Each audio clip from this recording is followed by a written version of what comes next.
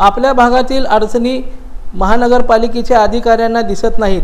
त्यामुळे गोल तालीम बहुउद्देशीय सेवाभावी संस्था सोलापूर यांच्या वतीने व स्थानिक व्यापारी तसंच स्थानिक नागरिकांनी बलिदान चौक काळ भैरवनाथ मंदिर या ठिकाणी रास्ता रोको आंदोलन केले। यावेळी संस्थेचे संस्थापक अध्यक्ष योगेश पिरचंद सलगर, उपाध्यक्ष अरुण लंगोटे, नागनाथ काका खटके, नाना देवकर, कैलास बेलोरे, अंबादास कडगुंड, महेश हंचाटे, ओम संगम, अंबादास दलशिंगे, आयुष्य बेलुरे, सदानंद नादरगी, ज्ञानेश्वर भोसले, राजेश लटके, मल्लीनाथ बावी तसंच स्थानिक व्यापारी नंदकुमार झवर, मंदार चितापुरे, दीपक मुन्ना, त्रिशैल निगडे यांच्यासह असंख्य लोक यावेळी उपस्थित होते। कुंभारवेस ते बलिदान चौक या मार्गावर नुकताच नवीन रस्ता करण्यात आला आहे, परंतु त्या रोडवर खड्डे पडले आहेत। गोल तालीम चौक परिसरात या ठिकाणी रोडच्या मधोमध खड्डा पडलेला आहे। या ठिकाणी स्पीड ब्रेकर बसण्यात यावे व झेब्रा क्रॉसिंगच्या पट्ट्या माराव्या अशी मागणी यावेळी करण्यात आली आहे। महानगरपालिकेच्या विभागीय कार्यालयास वारंवार सांगूनही कोणतीही खबरदारी घेतली नसल्यामुळे हे आंदोलन करण्यात येत आहे असं यावेळी सांगण्यात आलं।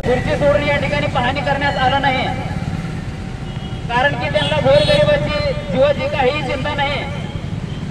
त्यांना वेतन मिळतंय, लाख लाख, दीड लाख, 2-2 लाख त्या वेतनावर त्यांचं चालतंय। त्यांनी कुठल्याही गोरगरिबाचं जीव गेलं तर त्यांना काही फरक पडत नाही। या अनुषंगानं त्यांना विरोध करण्यासाठी व लोकशाही पद्धतीने आमची मागणी मान्य करण्यासाठी या ठिकाणी गोल तालीम बहुउद्देशीय सेवाभावी संस्थेच्या वतीनं रास्ता रोको आंदोलन होत आहे।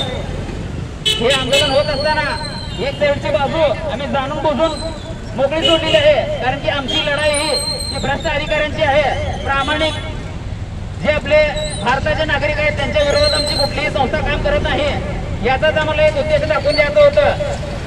त्यामुळे आज या ठिकाणी जे अधिकारी या रोड संदर्भात आमच्या संस्थेच्या वतीनं निवेदन देण्यात आलेलं आहे, त्यांना एक इशारा देतो की आमची ही मागणी स्वतःसाठी न करता समाजासाठी करत आहोत, याची भान कदाचित आपल्याला दिसत नाही।